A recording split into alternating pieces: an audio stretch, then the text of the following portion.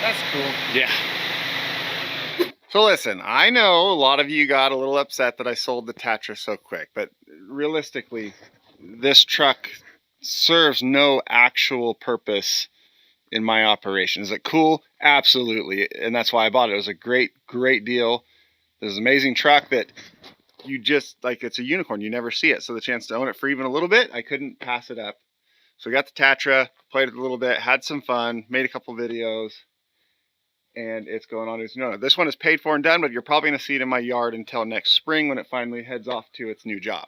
Then there's this truck, the Kenworth Knuckle Boom Rollback. And when I bought this truck, I wasn't 100% sure what I was going to do with it because of the fact that it being a Kenworth cab, and me and Kenworths have never got along over the years. I've always been incredibly uncomfortable driving them. Their cabs just don't fit me. But then I flew down to LA, got this one, drove it 850 miles home and was totally fine and comfortable the whole way. And then, like, as you guys have said, man, don't get rid of that truck because it is so versatile in all that it can do. It's a keeper. And I agree. This is an incredibly versatile, amazing tool for the towing and recovery business that fills kind of a void that a lot leave behind and just giving some incredible recovery capability to a rollback. But I sold it. Now we're gonna get to why in just a minute. After driving that home and then using it on that first job where we lifted all those cars out of that, it was like, dude, we gotta keep this truck. I even said this one can stay. I told you, I think I said that on video. You say that about a lot of things and then they go. Yeah. But it's because people offer me money for them and then I sell, or people reach out like, hey, would you sell that? Well, would I? Yeah. Let's talk money. And then if the money's there, it sells. But this truck, I was actually very happy with it after that job and thought like, no, I'm not even going to list this one for sale. But now it's sold. We'll get to why just a second, trust me. Now, you know the one that's really going to piss some people off? Which one? Oh. The cabover. Now, this one was fully never intentioned to be sold. Like, absolutely not. This was like my truck I bought for me. This was not even like I needed it for the business type thing. Like, man, that's the truck I want for like me finally getting back to. It's your thing in business. Like, you're going to start your own business here one day. Let me tell you how it goes. You're going to work and get a job and you're going to, you know, buy the cool toys and have the fun stuff you always want. And then how starting a business works is you sell all of your toys and fun stuff to fund starting a business in hopes that one day it makes enough that you can buy all the toys that you already had while you were just working a job for someone else. Yeah. That's starting a business in a nutshell. So this was like finally back to the like, hey, I can buy like my truck, like kind of more of the selfish, what I want, the truck I want. I found this one. It was perfect. Exactly what I was looking for. It needed a lot of work, but it was the truck I wanted. So I bought it. We did all the work. Yep. Well, I paid a lot of money for McCauley's to do all. Actually, we did a good bit here. Yeah. It was a team effort. Either way, got it all back up to 100%. I've used it. I've taken it on 8-hour round trips, everything. Like, love the truck, but I sold it. Dude, the comments are already going. I can feel them right now. I can hear the clicking of the keyboards. I forgot you sold it yesterday. You forgot already? The other thing I sold, I was like, what is he talking? Oh, yeah. Yep. But the reason I sold the cabover and the reason I sold the rollback knuckle boom is because in business, sometimes opportunities present themselves. And when those opportunities present themselves, you sometimes got to do things you don't really want to do to be able to go a little bigger and a little above where you're at and just move up in the world some to take advantage of opportunities when they come along. So as you can see, we've leveled up some. Yeah, a little bit. Now, an opportunity has come along in my business, and this kind of spurred it. This rollback knuckle boom, by having that boom there, kind of spurred the opportunity and the contact that was made. But it was just a little too small for what was needed. And this truck was available for sale. But in order to make this happen, that needed to go and the cabover needed to go. Because that's a lot of truck. That's a lot of truck. You can only have so many trucks for being the only driver here. Hold on. What's currently got 1, 2, 3, 4, 5, 6 Class A trucks, commercial driverless trucks in my yard at the moment. Just you. One driver. But yeah, that is a lot of truck. And to make that happen, this and that had to go. But just like I said before, the hope is that selling my toys, the cabover, will help fund the business that will maybe one day make enough money that I can buy the toys that I already had. Again. Welcome to business. So we're going to go over what we got going on here. This truck is so freaking cool and so well spec'd out. It needs a little bit of cleanup work. It had a driver in it that clearly didn't give a shit. But we do, so we can fix that. It's kind of amazing the condition these two trucks are in, just in the cleanliness taken care of condition, and the year difference between them. Same as in this one to that one, but the mile difference between them. So we're gonna go over all that, kind of see. It's not anything bad, or I wouldn't have bought it, but it needs some TLC. That part's good though, and that's what matters. Now keep in mind, I say that this is sold and that is sold, but the money is not here for either of these two yet. The buyers are coming in next week to pick these up and take them out and pay. Have a deposit on this one. I actually don't have the deposit on that one, but that one I've already got all the letter from the bank and everything for the funding and everything, so should be good. I really hope, because this one's here. Yeah. So it'll be gone one way or another. Yeah. These had so much interest in them so quick. Actually, before even listing these or anything, I had people reaching out, asking if I would sell them. And again, would I? Everything's for sale. Everything's for sale. So I know, like, Knuckle boom rollback, that's an amazing combination. But hey, listen. Essentially, I still have a Knuckle boom rollback when I hook that truck to the sliding axle trailer. It's like the same thing, just bigger and much more expensive to run. Cooler. But cooler. Now that truck is going to replace this truck, but not yet. For tax reasons and business strategy and all that, this truck is going to stay till the end of the year. It actually is more advantageous to us to keep this truck till after into the beginning of next year, then sell it in like January, February, something like that, and keep it on our books until then. So these two will both stay, and then probably early 2027, this one will go away. It's weird that that's what makes more sense money-wise, is to keep this very expensive to insure and have truck for that long, but it does. Okay, this one here. This is a 2011 Freightliner Coronado.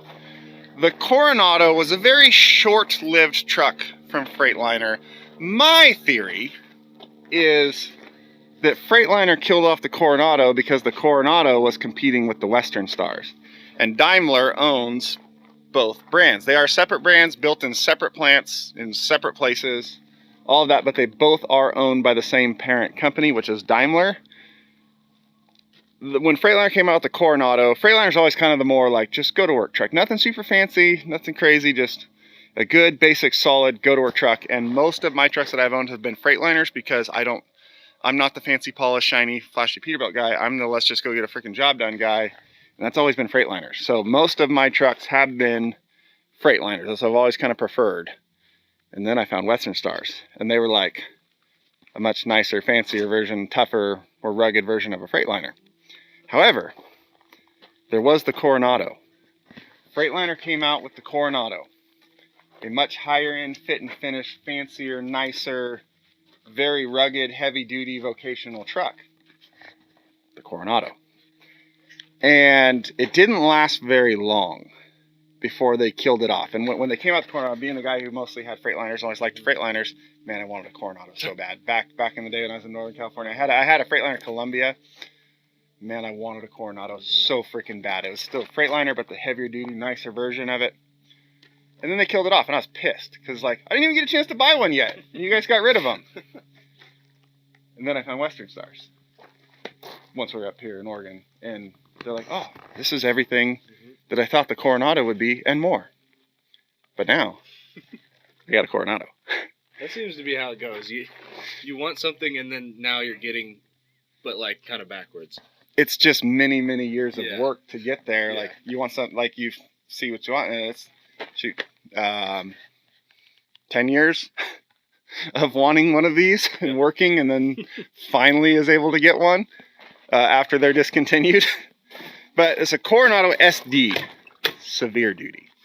Inside, you see they are much nicer than your average Freightliner that you're used to. Interior's all very, very nice. And this is a very rugged and tough truck. We call that one the Beast because it's just an absolute tank of a truck. It weighs 26,000 pounds, just as a bobtail tractor. This one's 33. Granted, it has that on it. But, spec for spec, this one has a 20,000 pound front axle on it. It has a full double frame beginning to end, 248 inch wheelbase, 46,000 pound rear ends with full lockers. I finally have a truck with lockers. Yep. I have always been the up in the woods, middle of nowhere, bad weather trucking guy, hauling stuff in stupid places. I've never owned a truck with lockers. And I'm the one who takes the stuff into the worst places out of all the truckers. You just make it happen, get stuck, figure out how to pull yourself out, keep going. I finally have a truck with full lockers. This one also has a 20,000 pound drop axle on it as well. This one does not have a drop axle. So in all reality, like, why I said that this one can replace this one as far as being the heavy haul truck is, yes, it has a bunch of extra weight on it, but it also has a 20,000 pound drop axle to help it be all that extra weight and still have a good payload on it. Now, granted, if you're doing legal weight loads, lightweight stuff like that, like multi-piece stuff, man, the empty weight of this kills your tear weight, but then you have that capability. Yeah, big double frame, sliding fifth wheel, 20,000 pound drop axle, and then a Palfinger PK29002 with a full hydraulic extension fly jib. Now, most of these, because I've been looking at quite a bit of these before finding this one, the jib is all manual extensions. So you have to put it down, grab them, pull them out. Or the cheater way is you stick the jib into the ground and go pull all the pins and then raise the boom up until they all come out and then set it out and go put all your pins back in. This one is full hydraulic extension all the way to the end. Now, downside, those hydraulics are weight. Yeah. It's weight on the end of your boom. It takes away from what you can lift. The upside, it's freaking hydraulic extension. Yeah.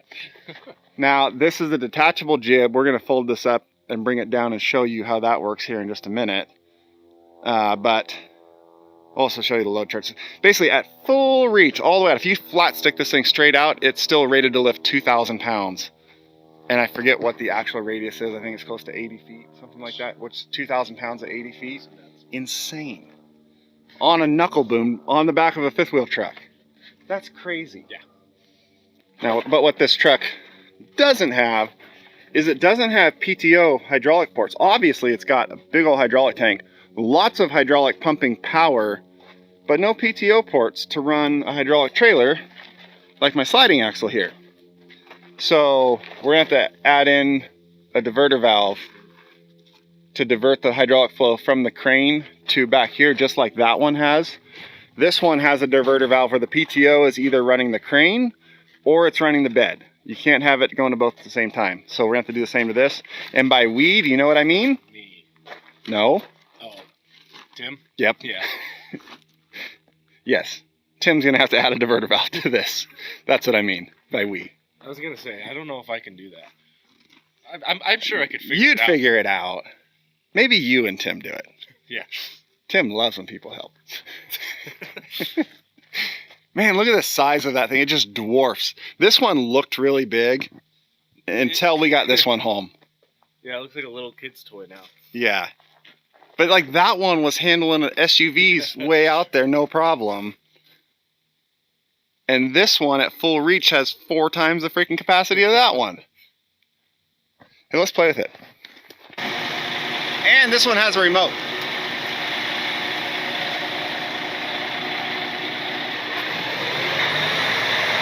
That's the cool thing. Auto throttle. Alright, let's go over here.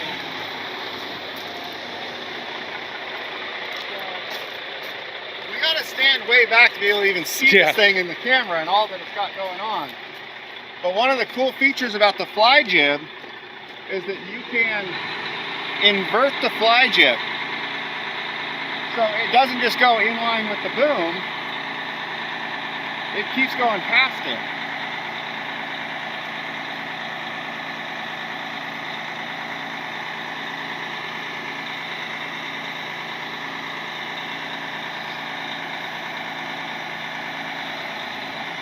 Tell me that's not cool.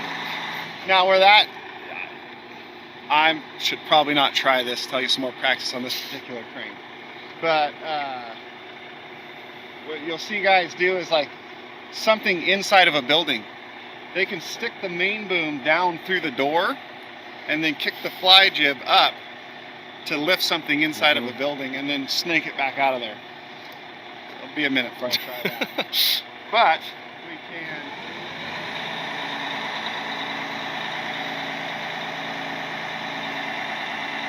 Now it moves really fast, but it also has the high power, low speed mode for when you're trying to like do something very precise work.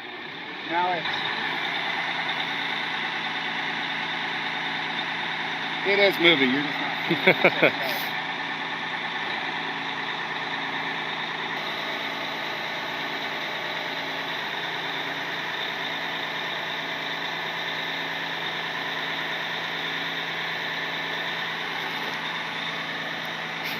This is so cool. What do you think of that, Rusty? He's not so sure. I bet I could totally rip the cab off of this truck by accident with this thing.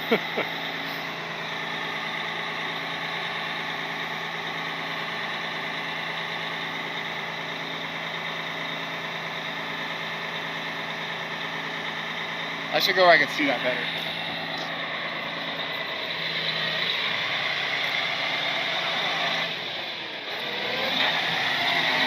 That limit switch won't let me boom the main boom down into the cab over the front. If I spin it around, it lets me take that all the way down.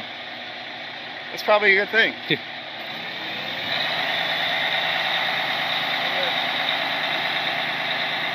Maybe I can't rip the cab off. You can hit the stack though, because somebody did it. Yeah. Or that was a tree branch or a job site thing or something, I don't know.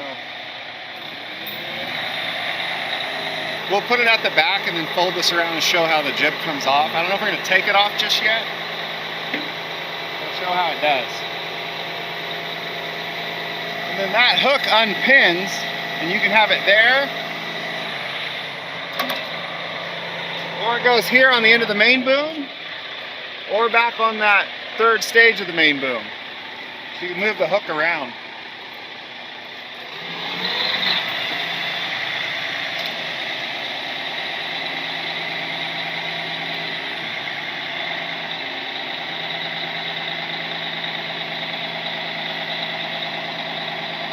So the question that's going to come up is, do you have to be licensed, like certified, to run this? Because now you're getting in the crane category. Yes, you do. Absolutely. And you want to know the good thing about that? I am.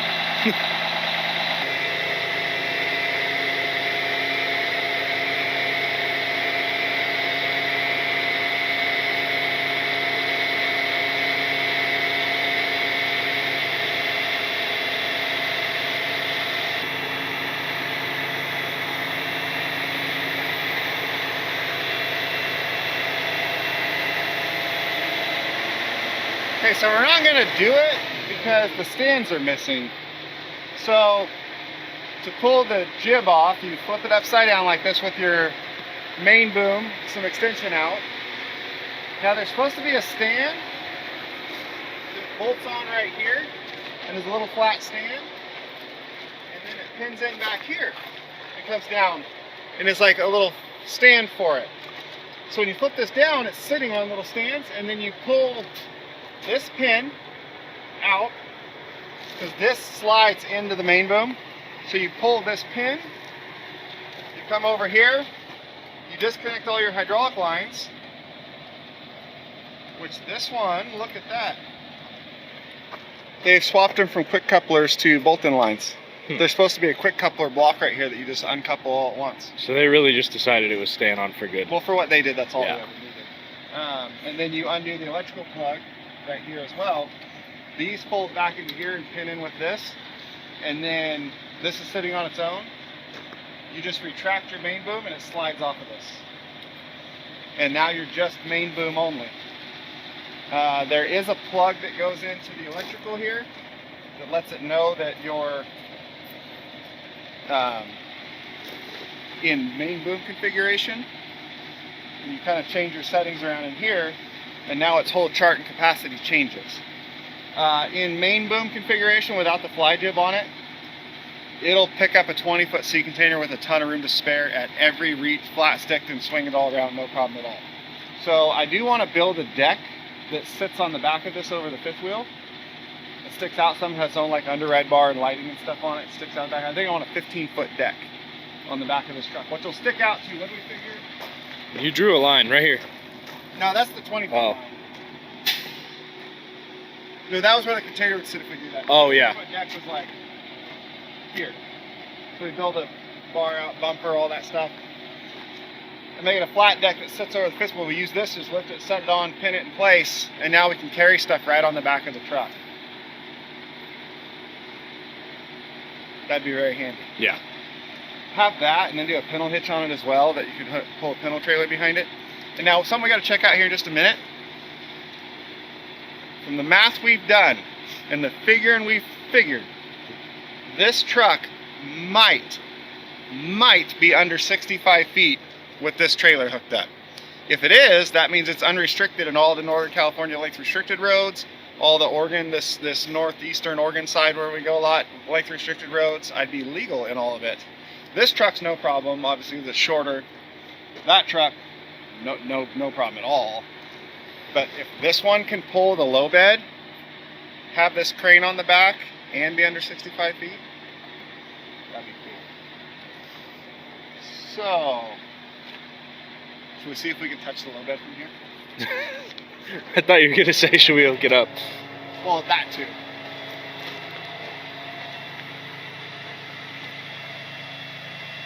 You should just pick up the low bed and pull it over here. There we go.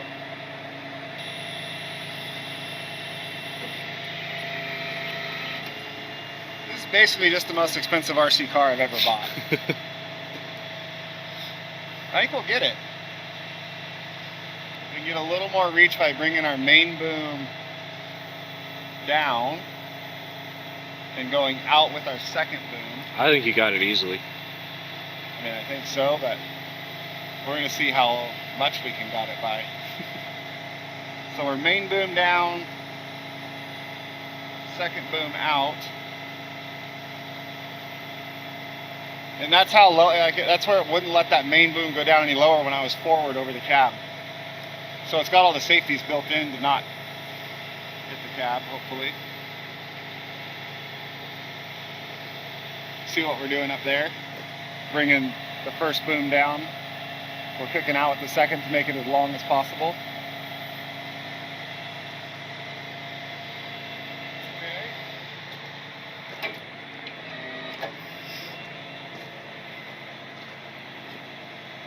Good thing about pulling this trailer with that truck and this neck that I fight like crazy with to get back on and keep screwing it up.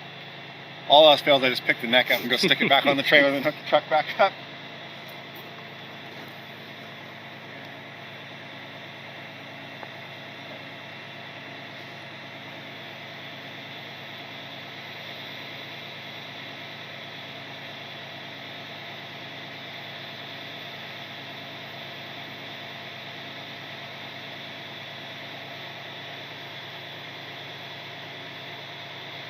Oh, easily. Like, Yeah. I was hoping we could touch the front of it.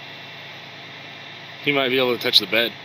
Nah. We're not gonna go that far. We're on the last extension now. No, we're not. Oh, there we are. Yeah. Okay. Look at the reach on that thing. And this is where, actually, what we can do here.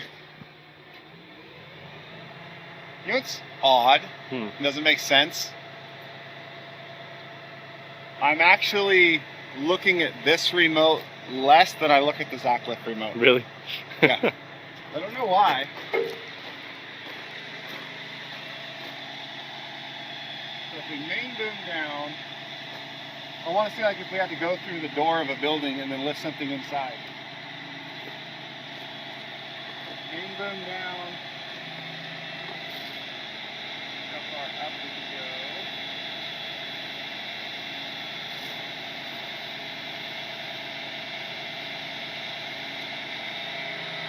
Okay, that's all the way up on that one.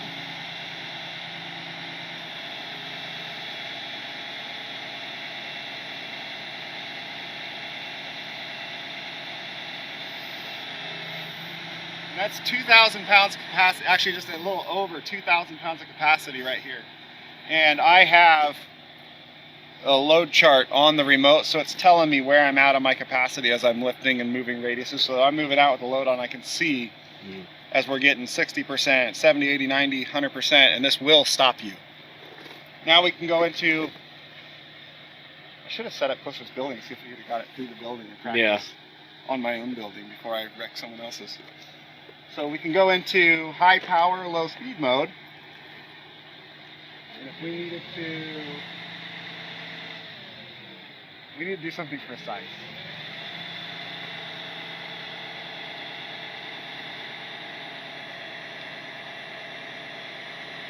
We need to touch that D-ring over there.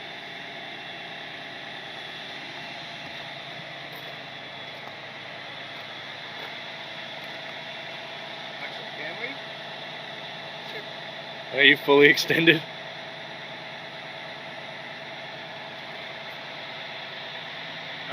If I bring the boom back up, it might go out some. Okay.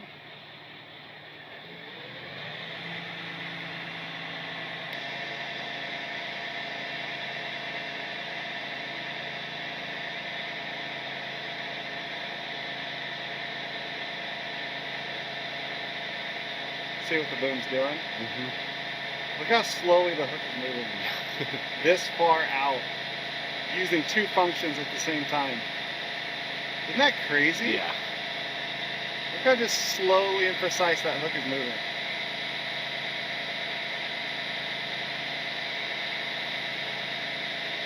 Touch. Think. Dude. The precision on this thing is insane when you put it in that low speed power mode. That's nuts. Just so precise. The remote is cool. Should we hook it to this trailer and see how long we are? Yeah. That means we gotta fold the crane up. Yeah. That's okay, we can unfold it later and play with it again. It's what's weird. What was weird? No, what's hard is this one and that one, the controls are opposite directions. Oh.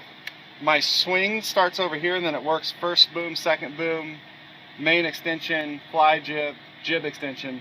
That one is swing, main boom, second boom, extension. They're laid out in the opposite order, which is kind of odd. And then where the second boom is set on one side of the main boom, they're on different sides. So it's kind of goofy to go back and forth. I guess that won't be. Well, yeah, it's not gonna be a problem now.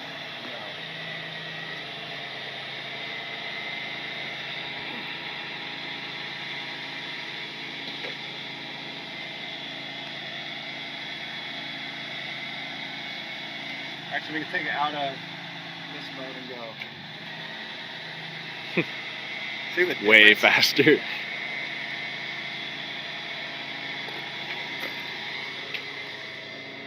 Before we put it away, let's put it all the way up in the air. Go this way so something behind Now if I'm trying to be quiet, I can run it with the truck at idle. And it still moves about as fast, but your precision and power isn't quite there. I mean, it's close, but if you're just doing setup, move around, you can just leave the truck idle. Or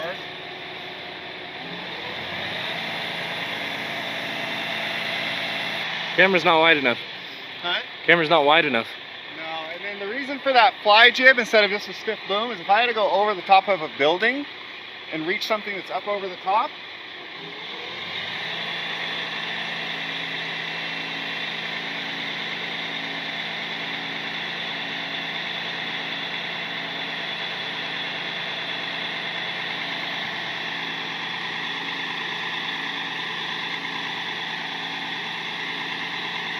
now you could reach up over the top of something and get something and take it back out of there. So you would pick it up, bring it in,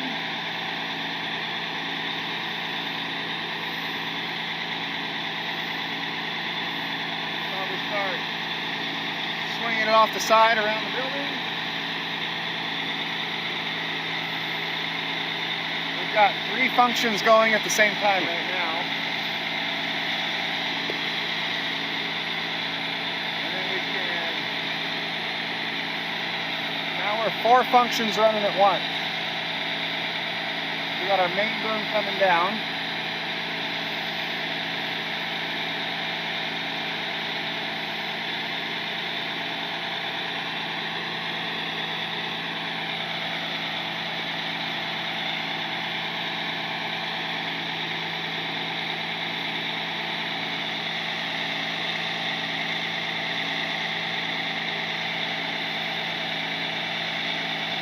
Oh, actually, if this was a real life scenario, you'd have picked whatever it was off. Now you're bringing it around.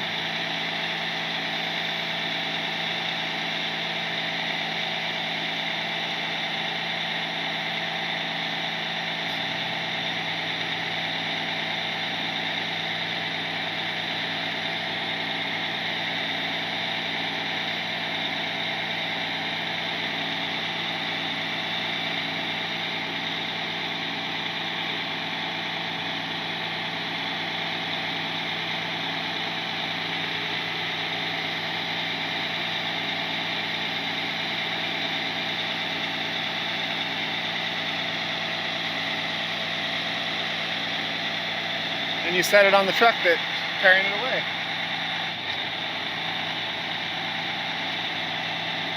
Alright, let's fold it up. This is the cool part. To me, the engineering of how these knuckle booms fold is what's like one of the really cool things about them. So,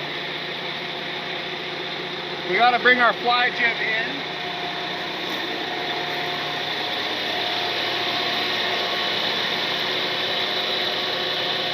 Make sure we don't hit anything.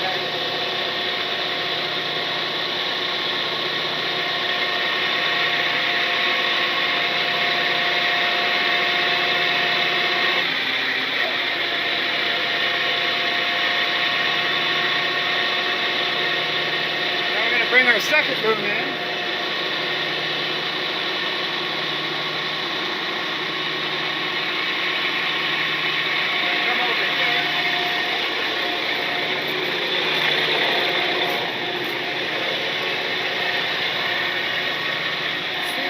Up in there, I got to extend out and then pull this up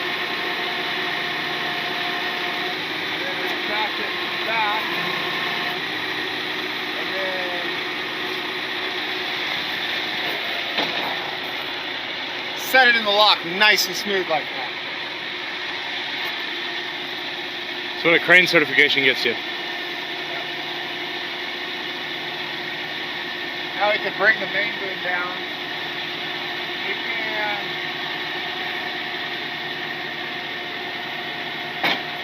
smoothly tuck our fly jib in. I should have put it in the low speed mode for this. So the fly jib is sitting on the main boom. It's got a piece there where it sits. The second boom is hanging in this lock right here, so none of the weight's on the hydraulics. And they come around here now.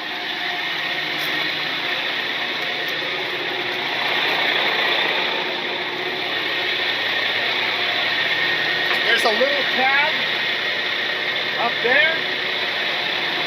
It's got to sit here. So we gotta get that here.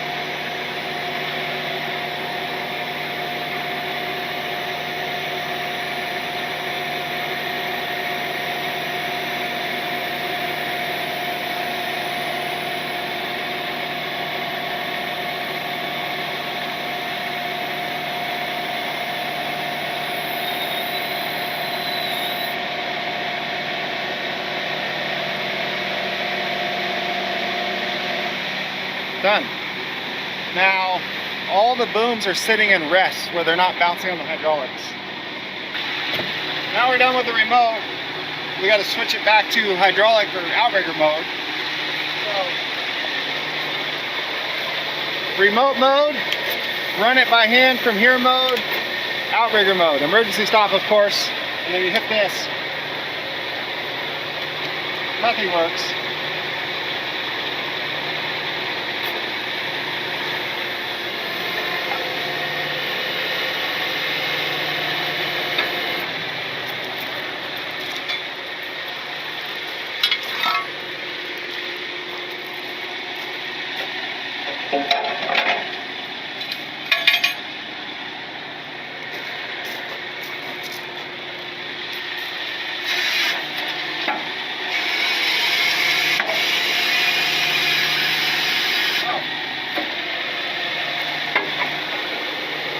The main boom chart, if you cut the fly jib, right here. At the end of the first stage, we got just under 13,000 pounds, that's 15 feet 1 inch out. We go all the way out to 33 feet 2 inches out off the side, or any radius. This is a 360 chart. 56,444 pounds. It's 5,644. What did I say? 56,600 or 440. Whatever. It's got a load cell, it'll shut you down. That would be nice. Yeah. Max reach 56,000 pounds.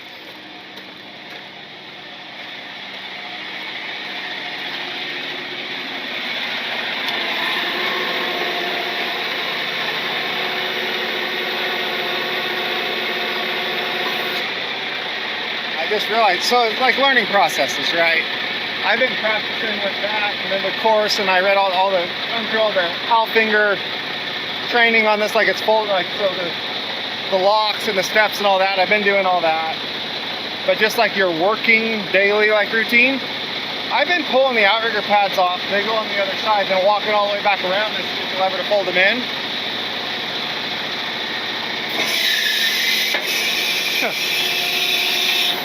Why not bring them to you?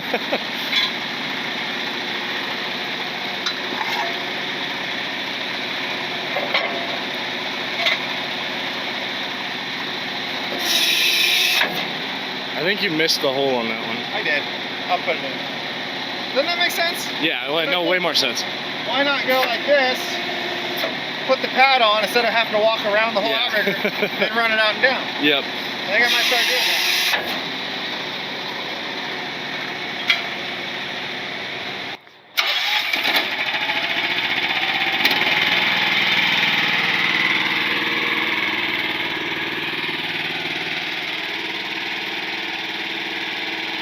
You want to know how you know I'm serious about the knuckle boom thing in that truck?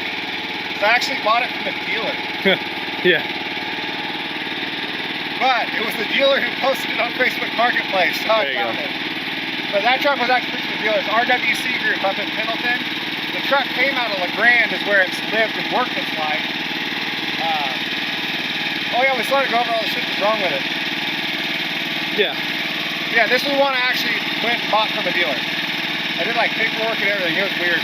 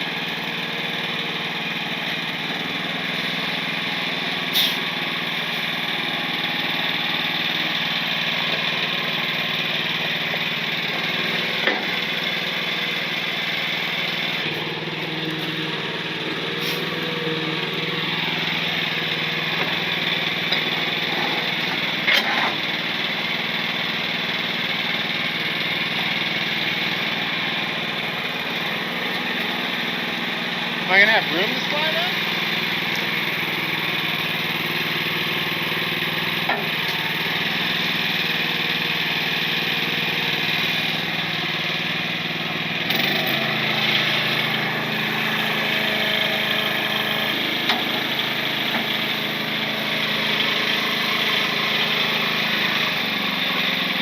It needs new airlines bad. I think this is like,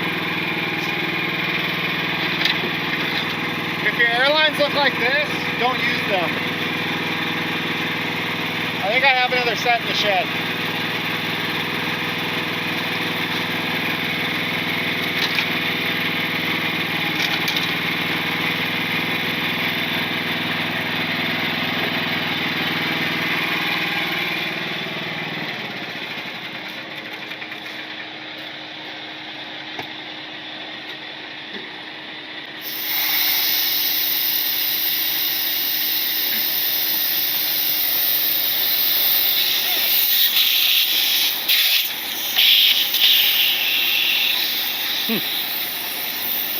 Needs new rubbers. It'll be fine to air this up and lock the brakes. So, here's another thought of mine. This truck, I know the question's probably been asked. Can we put the Zac lift on it? No. There's not enough room here because the Zac lift needs to go way up there and there's a crane in the way.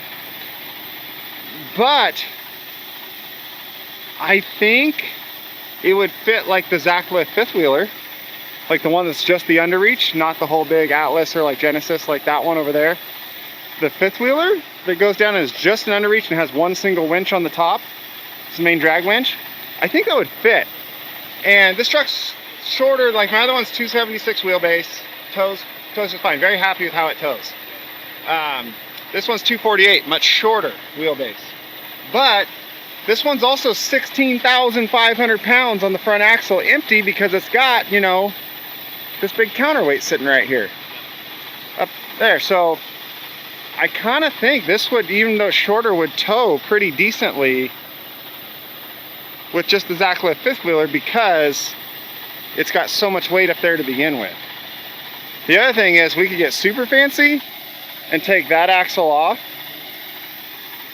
and add on a piece back here and put the drop axle in the back. Now we just increased our wheelbase huge. Essentially made it a pin-on. That would be the way to go. Take that axle off and make it pin-on back here, so you could be just a tandem axle or a pin-on third tag that pushes that. Now that thing would tow like a freaking dream with the fifth wheel on it, and you'd have the knuckle boom, and then you'd have the winch that's on the Zac lift. Just things to think about. So many options. What about the true hitch? Oh, it can run the true hitch, no problem. Then it'd be like almost like a rotator.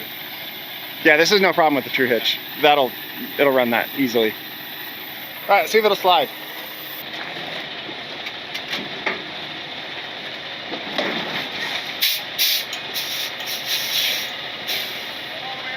Yeah.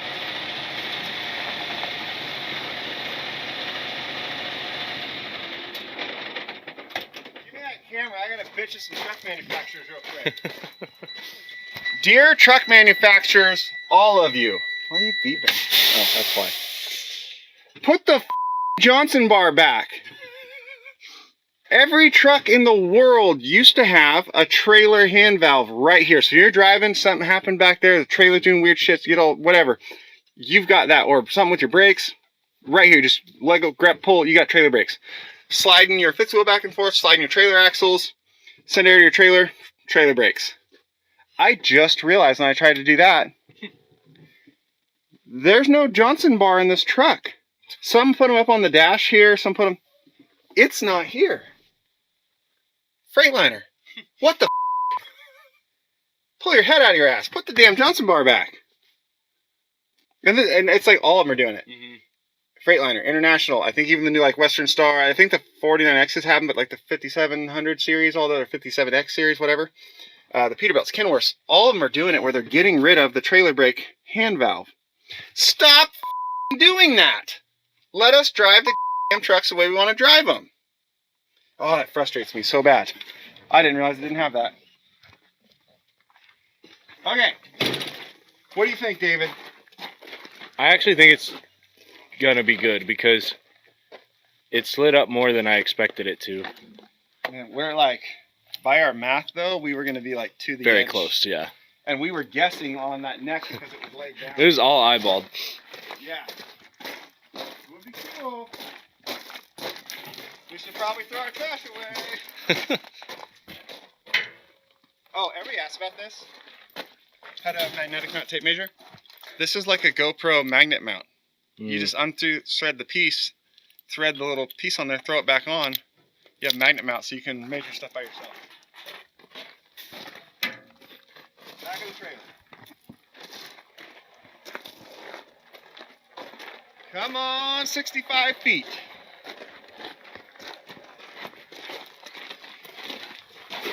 Getting nervous. 58, 60. Oh, it'll be good. 63, 64. It's under 64 feet. 5 inches. 5 inches? Yeah. See, I told you. It wasn't even close. It's close. But we're under 65 It's not down to the inch, at least.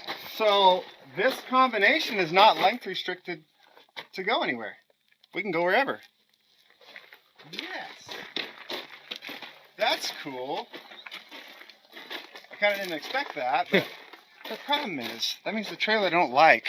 I kind of got to Has keep to now. stay. Or I got to find another one that Is exactly the same, but exactly the same length with a long enough neck to slide that fifth wheel all the way up. Whatever. Good. Good enough. Maybe the trailer stays now. And it's a crane, so maybe we won't have to take the neck off so many times. We'll just set stuff on the trailer. Okay, what should we do now? pick something up with it. Oh, you want to actually like do stuff? I don't know. What should we pick up? Pick up the excavators right there. Yeah, but we have the jib on, and with the jib on, it's technically out of chart once you're off the side. And we can't. They removed the quick connect block and put hard lines in, so we got to buy another quick connect block from Palfinger to do that.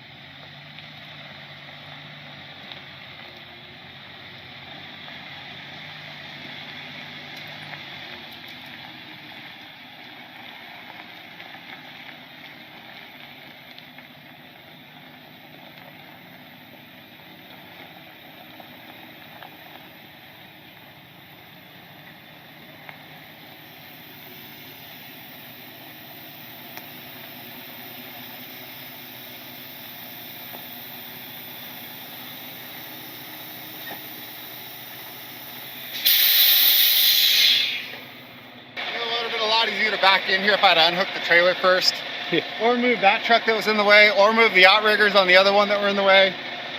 But we're here. We didn't run over anything. Right at the needle on the tree, got the truck here, went under the gooseneck and missed the forks for the telehandler. We're good.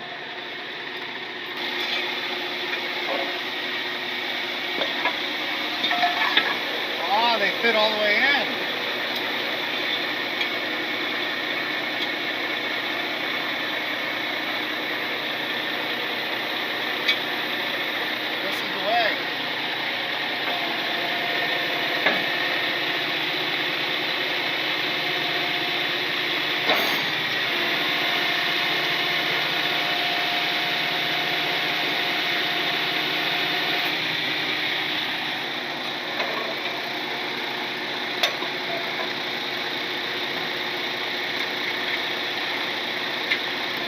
That's so much easier than walking around the outriggers. Yeah.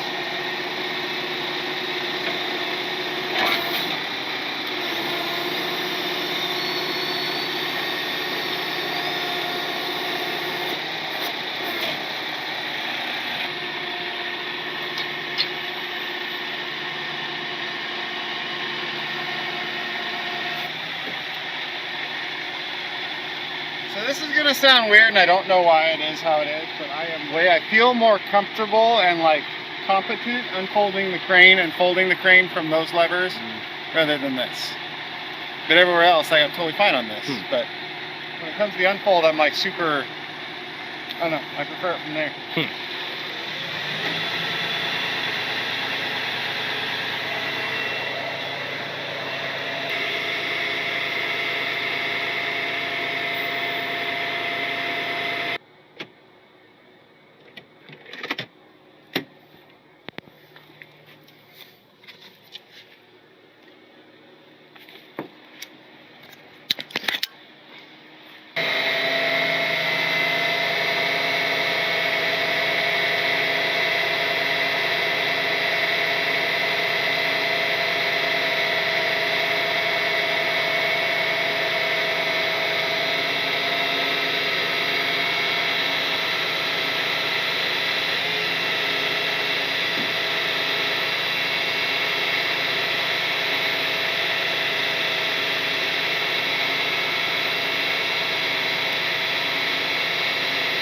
That's cool.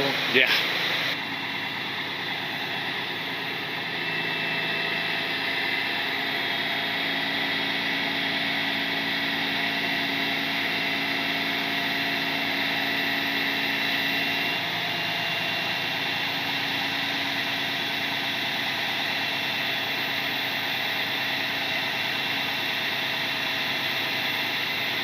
If we spin it around, it probably fit better. Mm-hmm.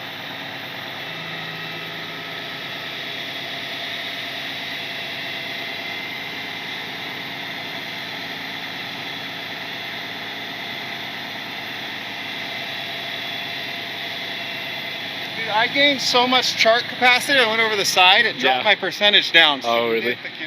Because I'm over the outriggers now. This thing just got so much happier when I came out to the side.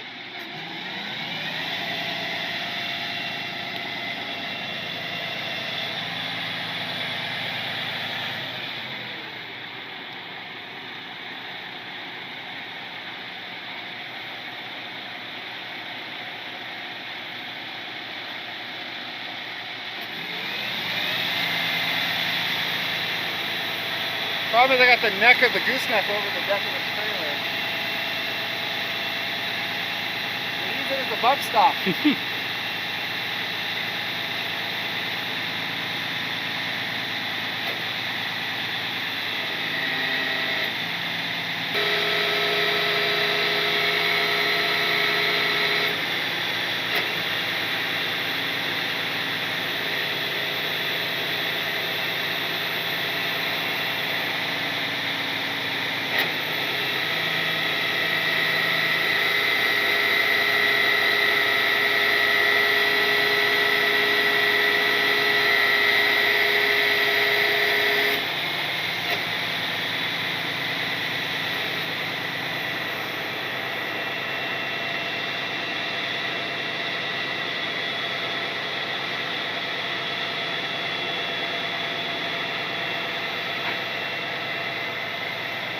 Nice.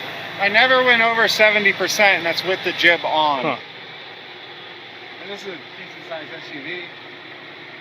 So with the jib on, and I kicked it back out of high power mode because it was just too slow. But with the jib on, I never went over 70% on my chart. And it's legal. The trailer. Yeah, I'm under 65. Like, that's freaking cool.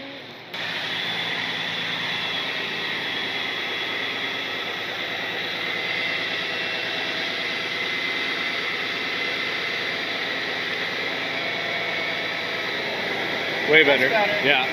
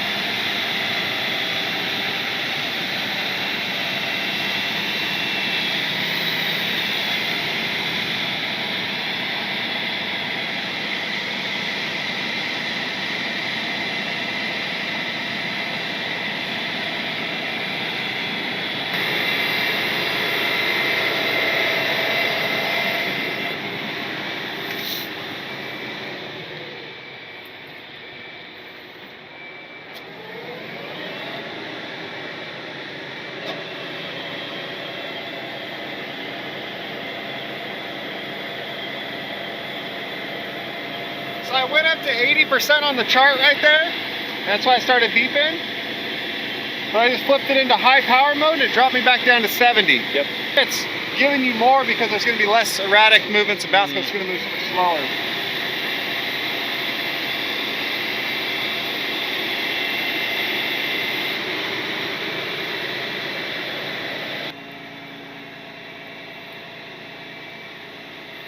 It's so smooth. Yeah.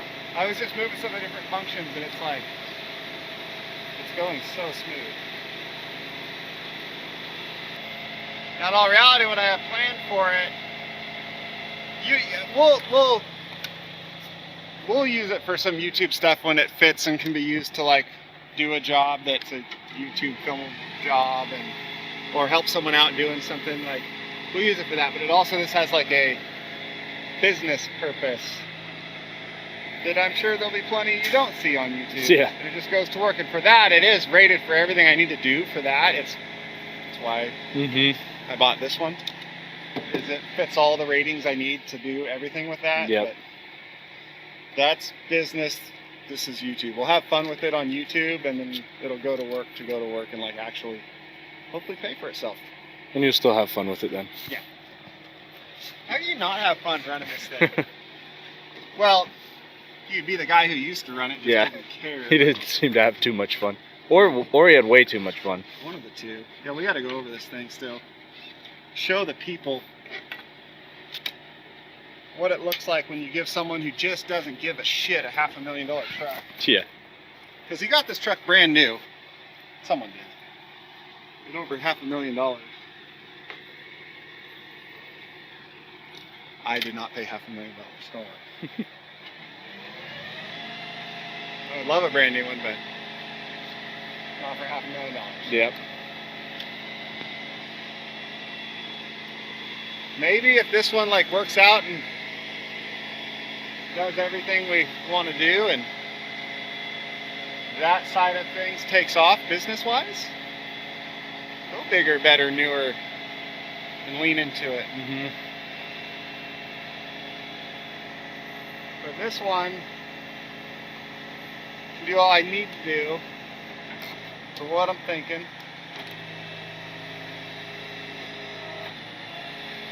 And it didn't cost $500,000, and it can pull the low bed. Yeah.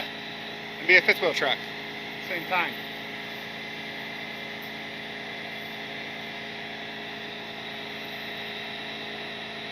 Slow it down.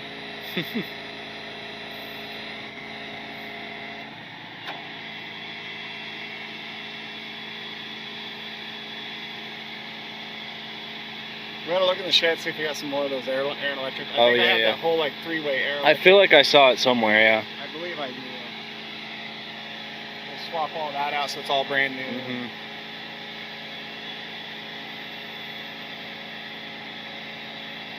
It's just so cool how they work. I've always been like fascinated with knuckle booms and the engineering in them. And just how quickly you upgraded from the small one to this one. Well, so the small one was a great opportunity.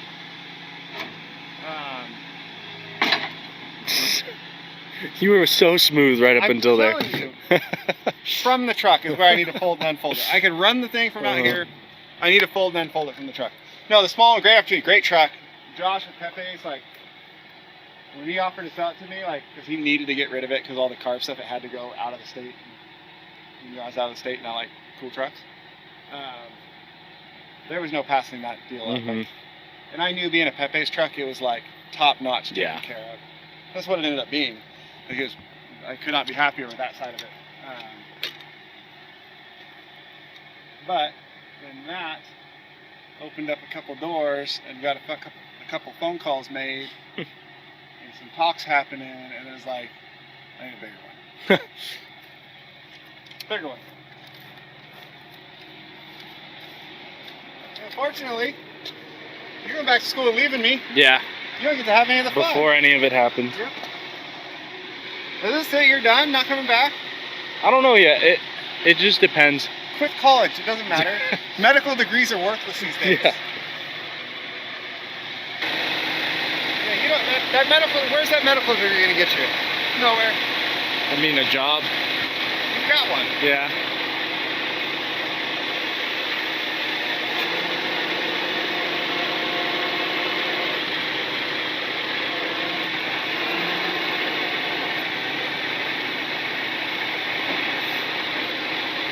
That was smoother than the last one.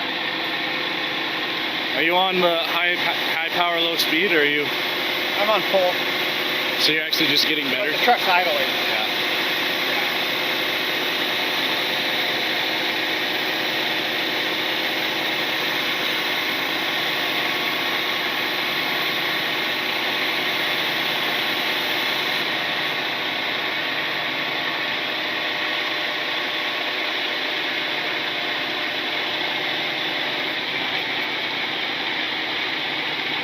Now you can do the outriggers the way,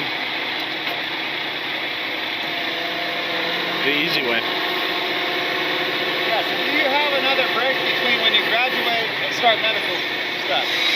Yeah. Do you have another summer break? Or, well, maybe. It depends on where I go. Okay. So, I'd say 75-25 In which way? in having another break. Okay. 75% chance you could come back next I summer think for so. another summer break. I think so, yeah. Because for those that don't know, David is going to college. He works for us in his summer breaks in college, between high school and college, and now summer breaks in college. And he's going back to his senior year. He'll be graduating, done with college.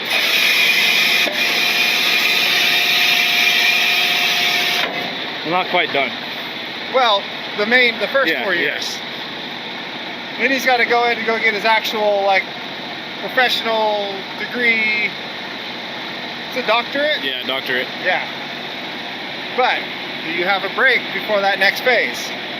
I think I will. I think I will. Or do you have to start some work experience? That's where I'm saying it's hit or miss. Because you have to go do something that gets you some work experience in that medical field. Yeah. Hey, I'm a medical disaster and you've been keeping me alive for 4 years now. That should count for something. And what day is today? Friday. You think Wednesday's your last I think day? Wednesday will be my last official day. And then Thursday, Friday, probably like on call, or if something comes up. If it's cool enough If to it's- justify you showing back Exactly. up? Yeah. Just so I have time to like get packed and stuff, but if it's cool enough, I can put it off.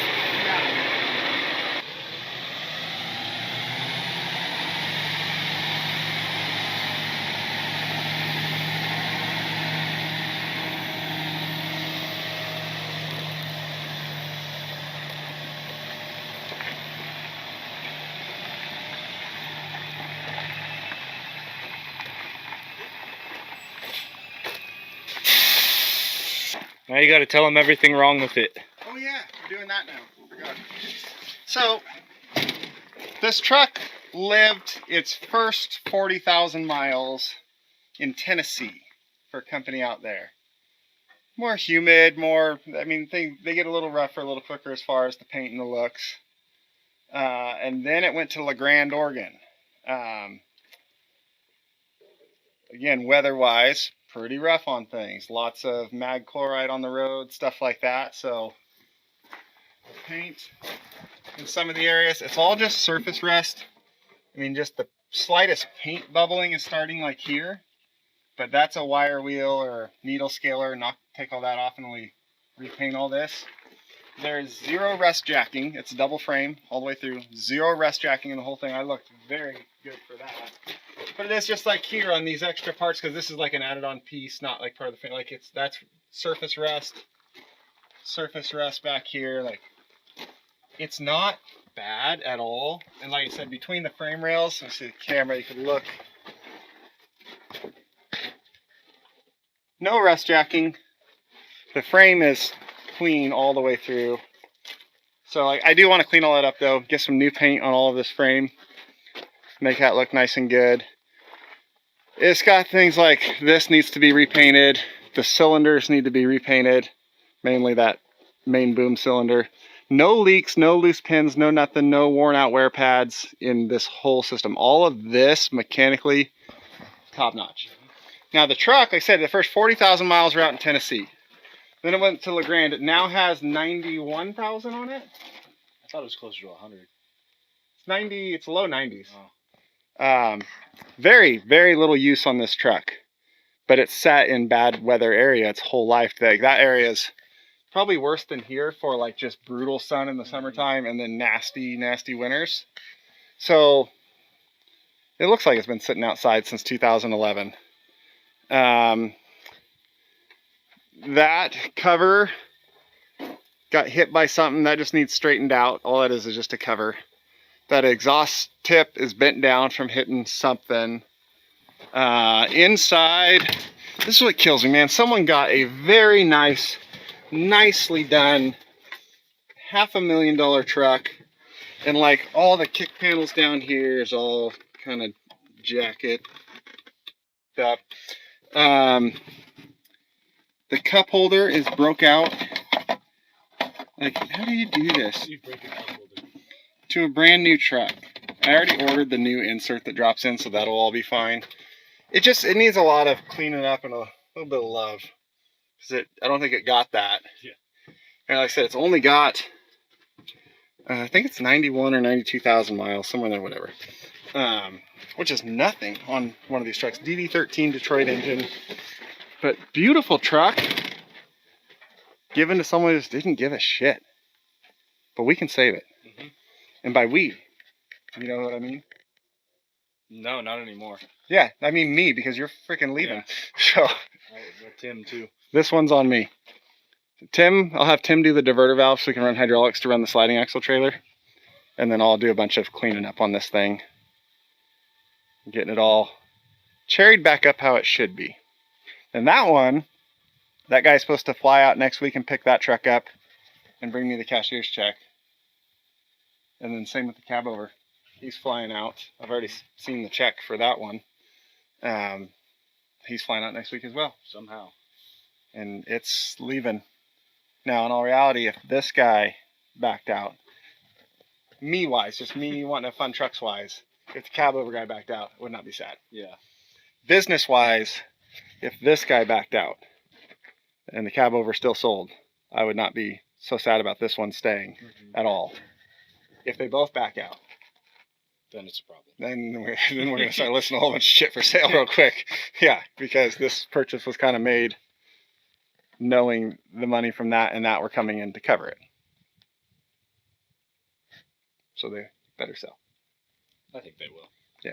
It sounded like it. How many people do you think have noticed that the red sliding axle turned red? Or the red sliding axle turned white?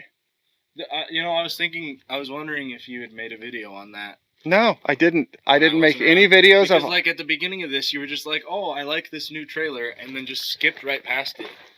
Yeah, and I didn't make any video of the Landau. The Landau never even came back from the shop. So the Landau had lots of problems. Lots. I got swindled in that whole auction deal.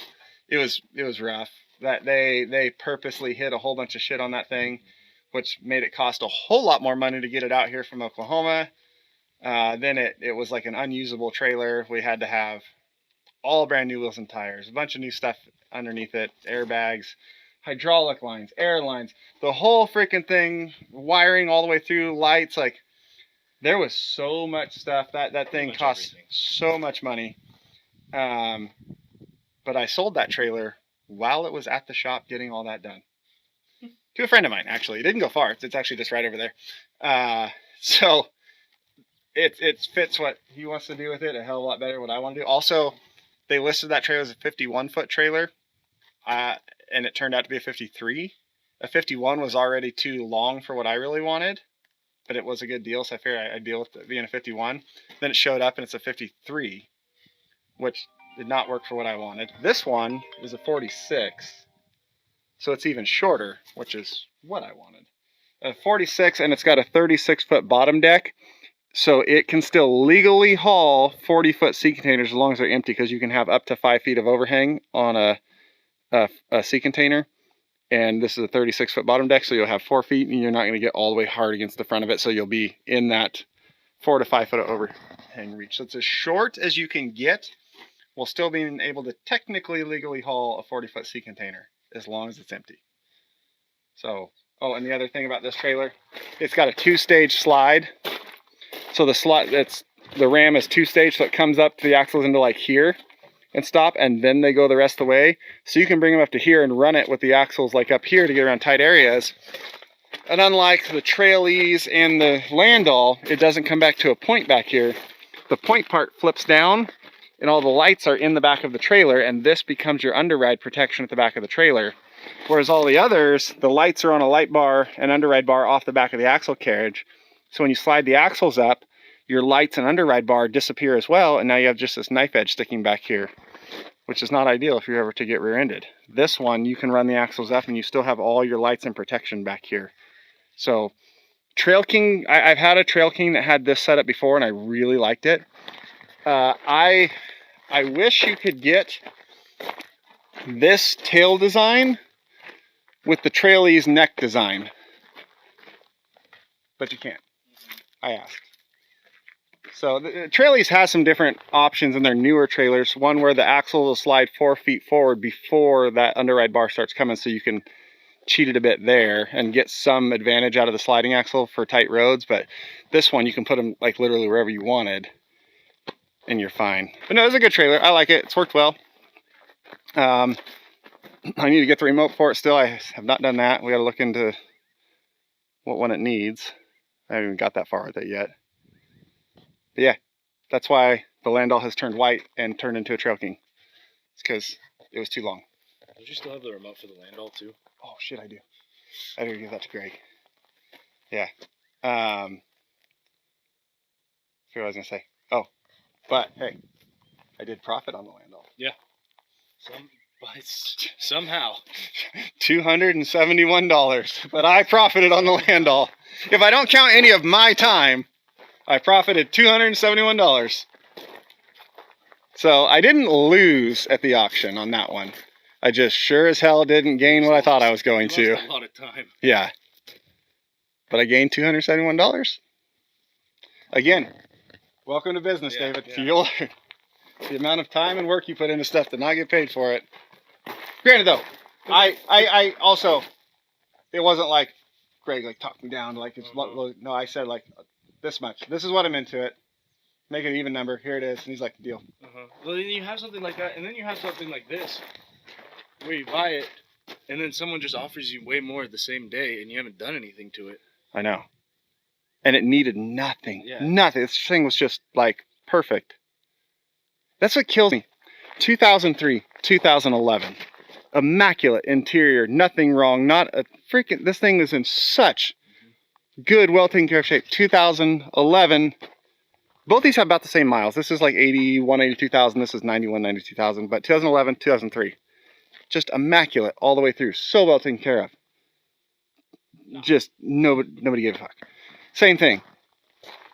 2011 is 2018, but again, 90-something thousand miles, 520,000 miles. Immaculate, perfect, all the way through. Other than a little bit of sticky mess still on the inside from when that soda exploded in there, it pissed me off. But immaculate, so well taken care of. And this truck was the most expensive out of all of them. And the driver just gets in it and doesn't care. That's the frustrating thing about drivers. There's some great ones out there, and there's some that just trash $500,000 trucks in less than 100,000 miles. But we can untrash it. It'll be fine. Okay, thanks for watching. See ya.